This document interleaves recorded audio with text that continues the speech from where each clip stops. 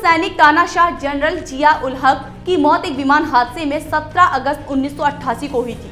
General जिया का पाकिस्तान की मानसिकता पर इतना प्रभाव था कि आज तक उस विमान हादसे को लेकर इस तरह की थ्योरियां गढ़ी जाती हैं। इस मुद्दे पर पाकिस्तानी पत्रकार मोहम्मद हनीफ ने एक अंग्रेजी उपन्यास भी लिख डाला है। अब जनरल जिया के पुत्र ने पाक सेना पर गंभीर आरोप लगाए हैं। देखिए क्या है रिपोर्ट।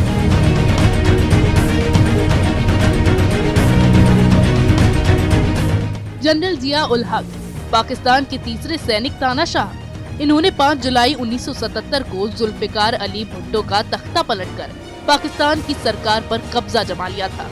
10 साल तक पाकिस्तान की सत्ता पर एक तानाशाह की तरह हुकूमत करने के बाद 17 अगस्त 1988 को एक विमान दुर्घटना में मारे गए थे।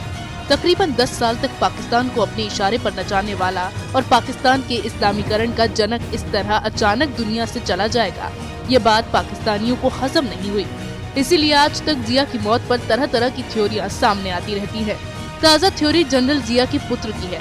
जिया के पुत्र मोहम्मद एजाजुल हक ने अपने ताज़ा इंटरव्यू में कहा है कि उनके पिता की विमान दुर्घटना में पाकिस्तान के पूर्व सेना प्रमुख जनरल मिर्जा असलम बेग और पूर्व राष्ट्रपति सुरक्षा सलाहकार महमूद अली दुर्रानी की भूमिका संदिग्ध थी।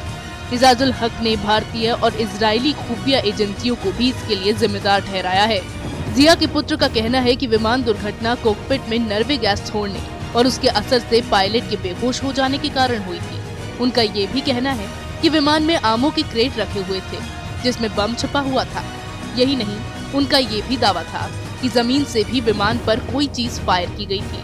दिलचस्प बात ये है कि एजाज जिस तरह का इल्जाम लगा रहे हैं, पाकिस्तानी पत्रकार और अंग्रेजी उपन्यासकार मोहम्मद हनीफ ने उसी थ्योरी पर अपना अंग्रेजी उपन्यास a case of exploiting mangoes की कथा तैयार की थी।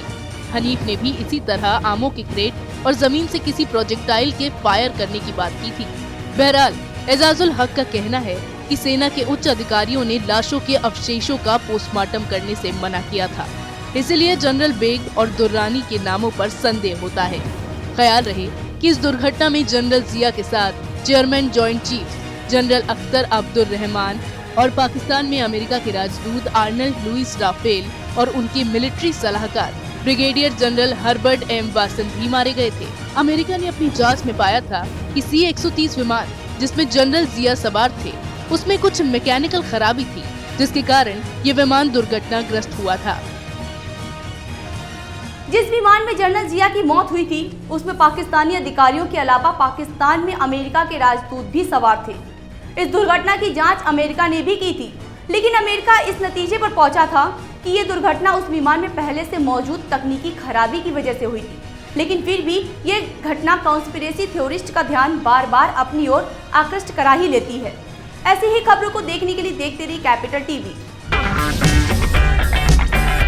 अगर आपको हमारा वीडियो पसंद आया हो तो इसे लाइक करें, हमारे चैनल को सब्सक्राइब करें और हाँ, बेल आइकन दबाना ना भूलें ताकि आप तक हमारे वीडियो की नोटिफिकेशन पहुंचती रहे। आप अपना सुझाव हमें कमेंट बॉक्स में दे सकते हैं। हमारे साथ जुड़ने के लिए शुक्रिया।